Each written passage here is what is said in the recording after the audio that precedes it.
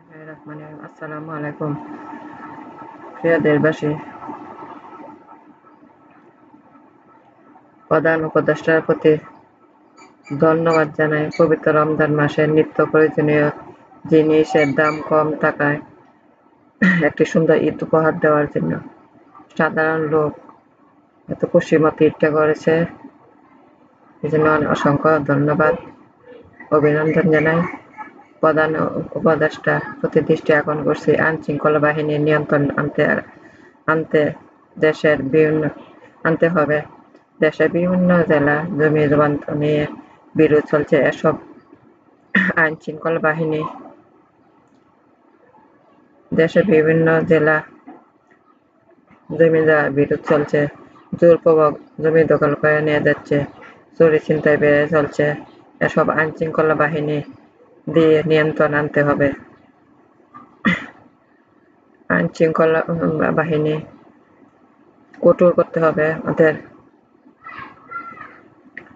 আইনশৃঙ্খলা বাহিনীর যদি আপনারা শক্তিশালী না করেন, তাহলে তো সাধারণ জনগণ চলতে কষ্ট হচ্ছে।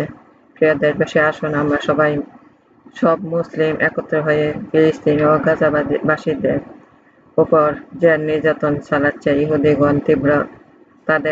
ইহুদিগণদের তীব্র নিন্দা জানাই। ইহুদিদের বিরুদ্ধে সব মুসলিম একত্রে হয়ে তাদের রুখে দিতে হবে। ইহুদিদের বিরুদ্ধে মুসলিমরা একত্র হয়ে তাদের রুখে দিতে হবে। ফিলিস্তিন গাজাবাসীর পাশে আমাদের দাঁড়াতে হবে।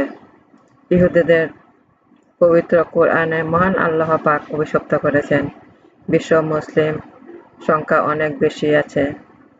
যদি সব বিশ্বের মুসলিম এক হয়ে গাজাবাসীদের পাশে দাঁড়ায়, তাহলে ইহুদিরা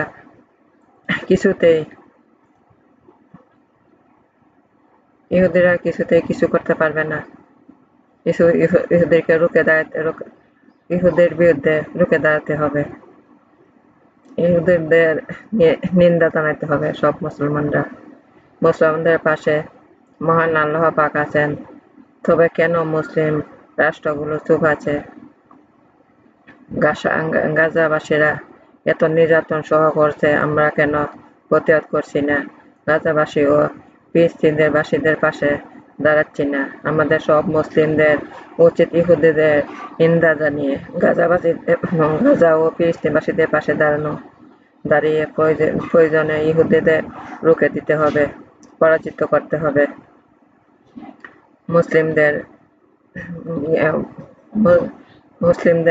গাজাবাসী ফিলিস্তিন পাশে দাঁড়াতে হবে। আসুন আমরা সবাই মিলে মুসলিম উম্মাহর জন্য মহান আল্লাহ তাআলার কাছে দোয়া ও প্রার্থনা করি। মহান আল্লাহ যেন বিশ্বের সব মুসলিমদেরকে বিপদ থেকে রক্ষা করেন এবং গাজাবাসী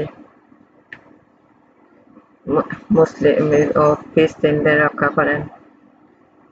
ইহুদিদের তীব্র নিন্দা জানাই।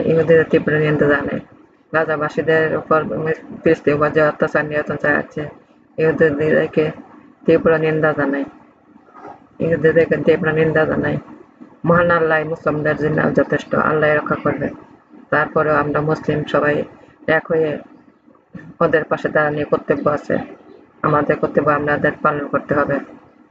বিসমিল্লাহির রহমানির রহিম।